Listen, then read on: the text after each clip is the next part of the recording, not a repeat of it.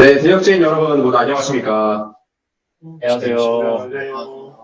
요새 진짜 코로나가 너무 심해지고 있는 상황인데 다들 잘 지내고 계시죠? 네, 잘 있습니다. 네, 그래서 우리가 코로나 시즌에 맞아가지고 역병재해라는 걸로 주제로 이제 스터디를 시작했는데 오늘은 이제 그 마지막 시간입니다. 마지막 시간으로 오늘은 마구니님이 제목이 뭐죠?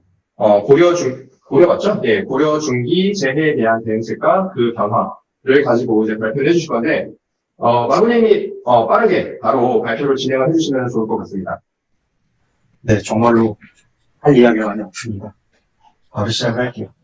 제가 준비한 거는 고려 중기의 재해에 대한 대응책인데, 이 대응책이라고 하는 거는 이제 고려 조정과 이제 그 국가 기능을 담당하고 있는 기관이나 그런 사람들이 어떻게 재해에 대해서 대응을 했는지, 그리고 어떻게 변화했는지를 이제 확인하려고 알아봤습니다.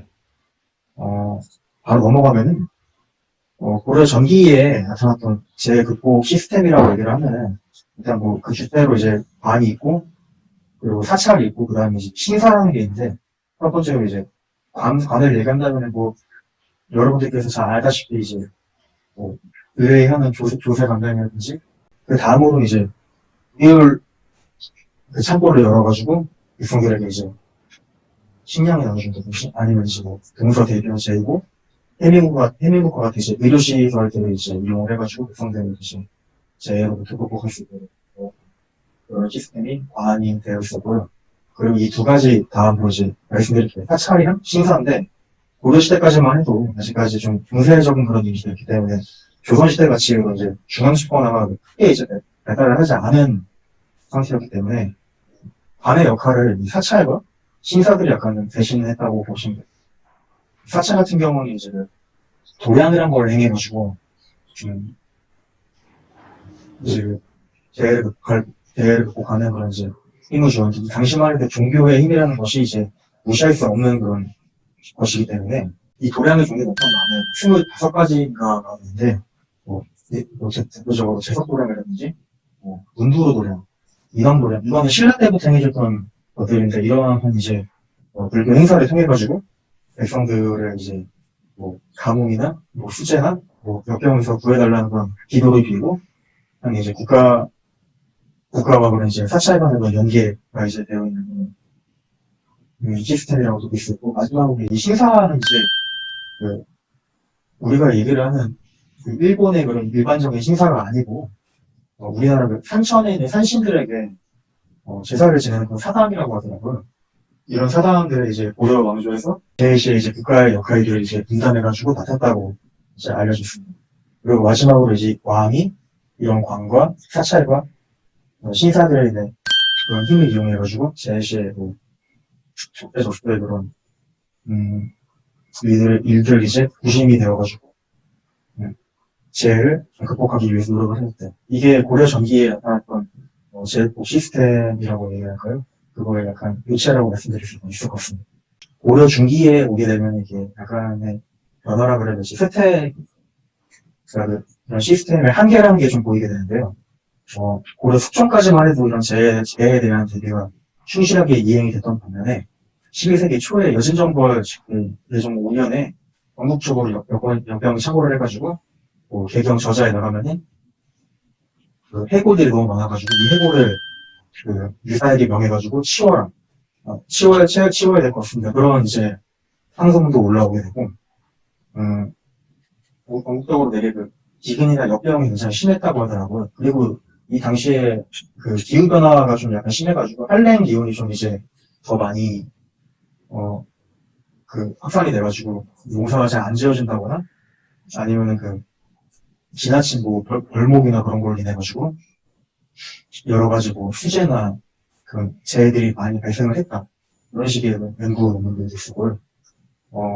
인종 시기에 가게 되면 이게 약간 좀 더, 그래서 이제, 재해에 대한 대비가 좀 더 힘들어지게 되는 그런 사건들이 많이 일어나게 되는데, 여러분도 아시다시피, 뭐 이탈리아의 난이라든지, 뭐, 고창의 난, 이제 발생한 그 직후에, 기근과 전염병들이 창궐을 해가지고, 많은 백성들이 죽게 되는데, 여기서 이제, 국가에서 제대로 된 대처를 옛날만큼 잘 하지 못하게 되는 그런 시기가 도래하게 됩니다.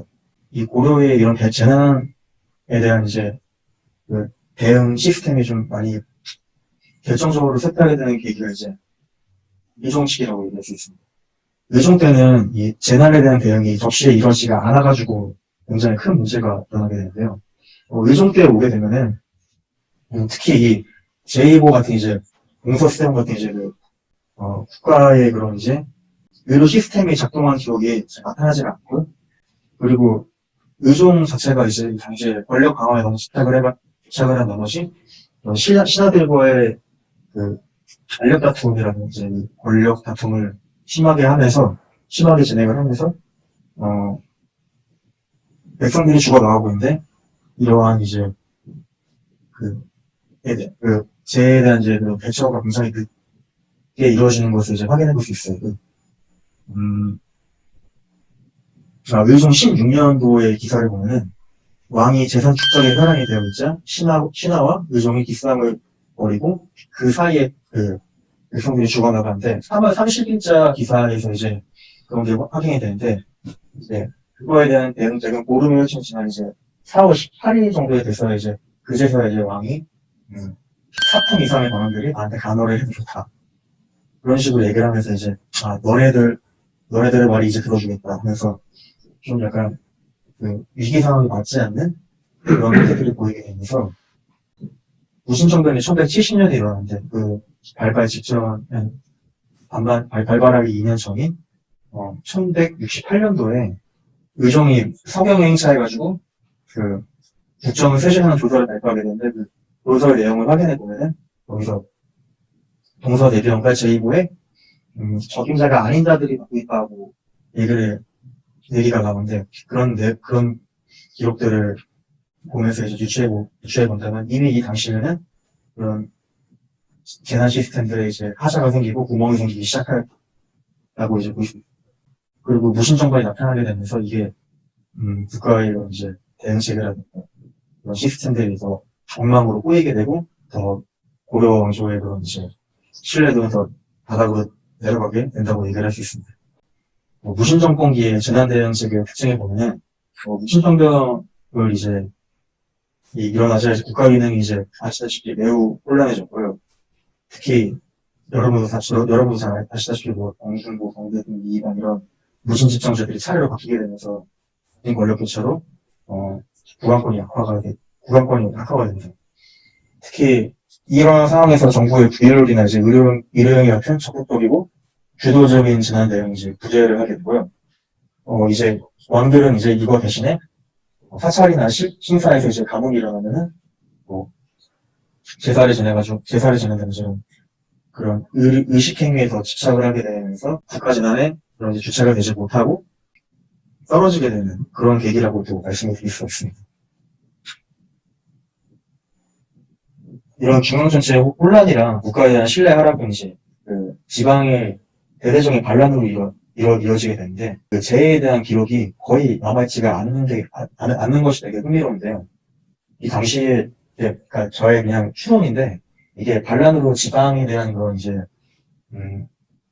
고려 왕실의 영유권이나 연락 같은 게 이제 많이 상실이 된 상태에서 아마 이런 재해에 대한 기록들이 많이 누락이 되지 않았을까. 최씨 무신정권기 때는 이제 아까 말씀드린 것처럼 마찬가지로 국왕은 종교에 한정된 역할을 하고, 이런 이제 구체적인 구휼이나 아니면 의료지원 같은 그런 행위들은 거의 하지 못하게 됐습니다.